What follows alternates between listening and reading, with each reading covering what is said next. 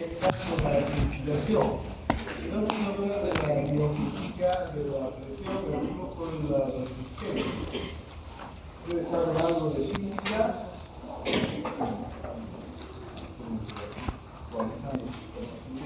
Pero no va a ser muy profundo, vamos a hacer un estudio algo superficial de la biofísica. En especial vamos a hablar de la presión, del flujo y de la resistencia.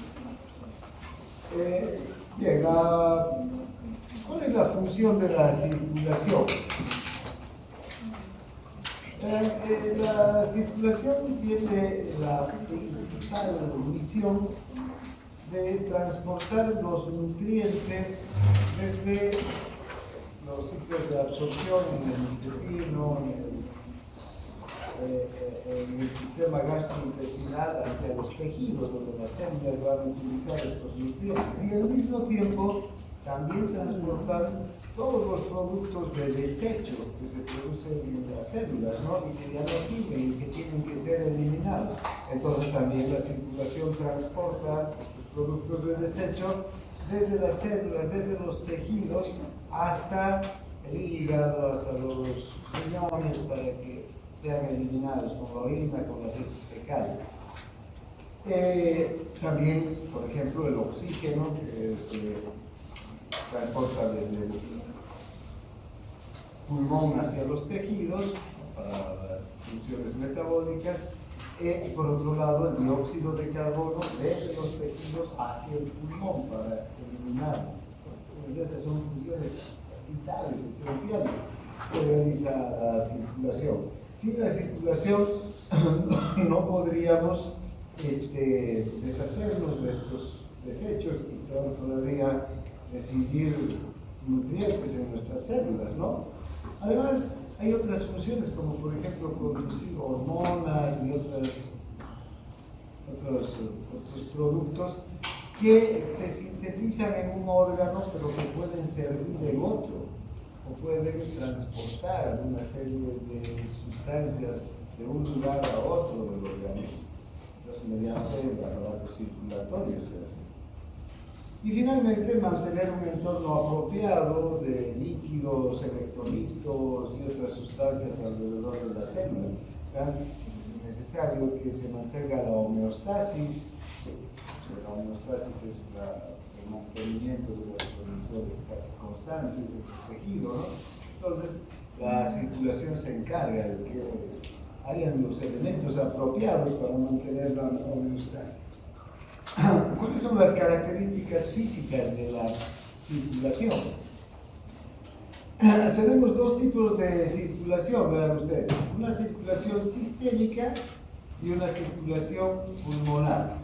Esta circulación sistémica, también llamada circulación mayor, ¿no? Se encarga de llevar la sangre desde el ventrículo izquierdo, ¿no? El corazón, desde el ventrículo izquierdo, hasta los tejidos. El ventrículo izquierdo pasa hacia la aorta, de la aorta hacia los tejidos, aquí en los tejidos llegan los capilares, de los capilares a las venas, de las venas vuelve al corazón, pero ya no al ventrículo, sino a la aurícula derecha. ¿Ven? Esa es la circulación mayor o sistémica también llamada. Luego hay una circulación menor. Esta circulación menor tiene un recorrido mucho más corto que la circulación mayor o circulación sistémica. La sistémica, vean, tiene un recorrido largo por todo el organismo. La circulación menor, también llamada pulmonar, empieza en el ventrículo derecho a través de las venas pulmonares, llega a los pulmones, ahí ya se terminan los capilares pulmonares, luego las venas pulmonares y vuelve al corazón, a la aurícula izquierda. Su recorrido es bastante corto, ¿no? Entonces, esa es la circulación menor, o llamada también pulmonar. Las dos cumplen funciones distintas, pero sus características son relativamente similares, ¿no? ¿Cuáles son las funciones de la circulación mayor? Llevar todo el suministro de alimentos, nutrientes hacia los tejidos y recoger los productos de desecho de los tejidos. En cambio, de la circulación menor es llevar la sangre sin oxígeno hacia el pulmón, que aquí se oxigene y vuelva la sangre ya oxigenada hacia el corazón para que pueda ser distribuida hacia el organismo, ¿no? Bien, y también llevar el dióxido de carbono, desde luego, hacia el pulmón. Esas son funciones un tanto diferentes. Bien, aquí tenemos las mismas dos circulaciones, tal vez en este dibujo se puede ver mejor la magnitud de la circulación mayor y vean qué pequeña que es la circulación menor. Perdón, yo estoy aquí apuntando sin un puntero largo. Solo esto es la circulación menor, ¿no? Esta partecita. Y todo lo demás es la circulación mayor, igual en el otro lado. Esta es la circulación menor y toda esta es la circulación mayor, ¿no? Bien. Ahora, ¿cuáles son los componentes funcionales de la circulación? Dentro del aparato circulatorio tenemos arterias que transportan la sangre a una presión bien alta. De hecho, las arterias tienen unas capas bastante reforzadas, tienen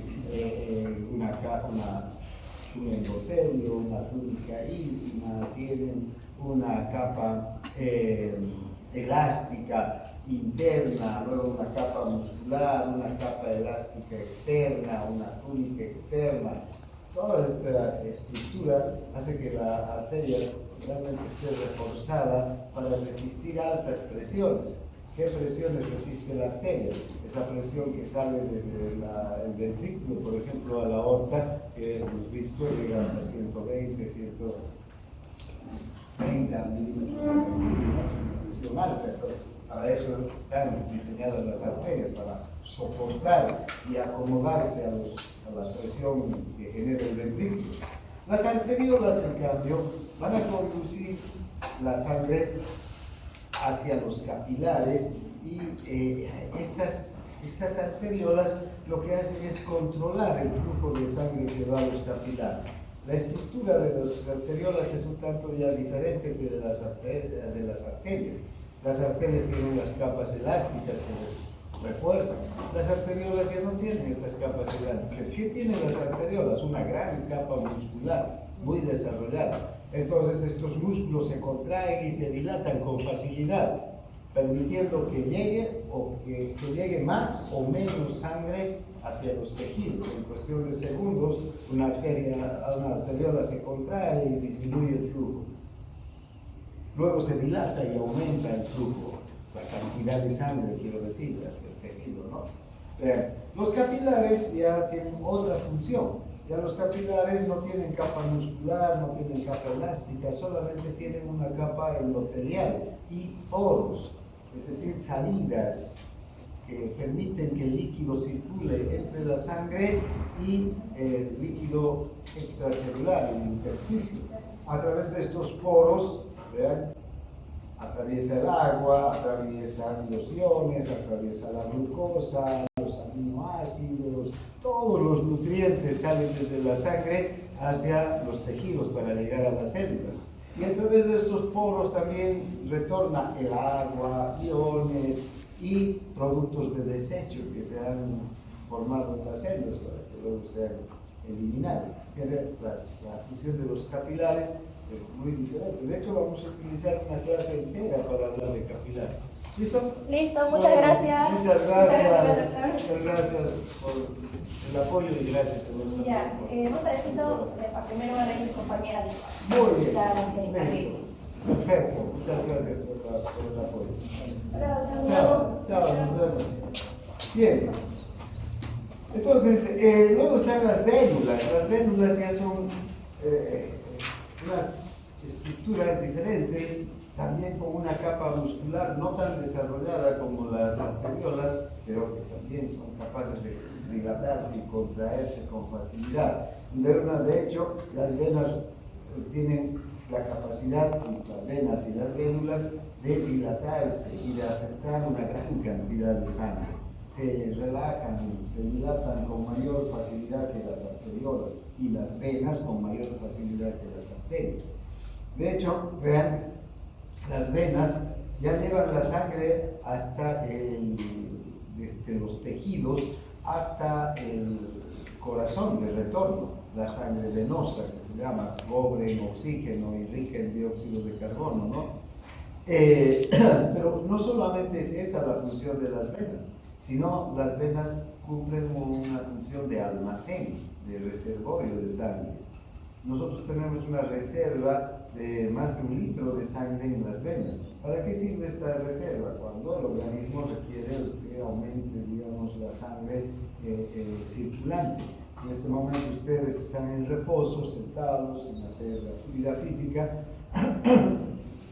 ¿Y cuánta sangre está circulando por su organismo? A razón de 5 litros por minuto, ¿no? La vuelta por su organismo. Si tienen que correr, por ejemplo, ponerse en actividad física, esta cantidad va a aumentar a 10 litros, a 8 litros, incluso podría llegar hasta 13 litros por minuto. ¿De dónde sale esa sangre, esa cantidad de sangre? De la misma sangre que da vueltas más rápidamente, o las venas también que se contraen y envían más sangre a la circulación, como un reserva.